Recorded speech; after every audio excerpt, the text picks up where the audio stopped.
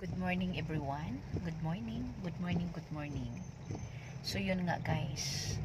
Nagkwento-kwento kami ng darling ko ngayon ba. Yung ano natin pa ngayon, yung panahon natin ngayon hindi na natin maintindihan. Lalong-lalo na yung itong nauso na itong kidnapping. Din itong shabu no, kahit saan-saan na lang. So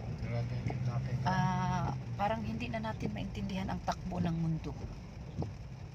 Siguro guys, isa ito sa pamumuno natin. Siya ang masisisi, namumuno natin.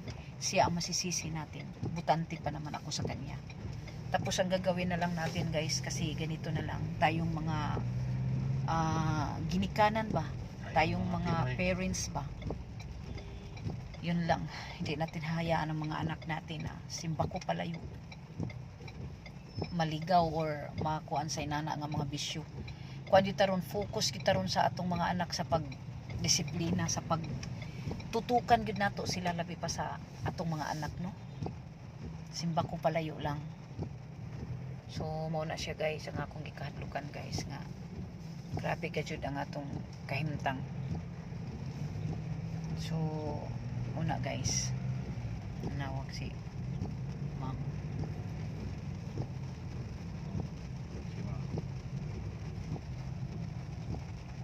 So yun lang guys no.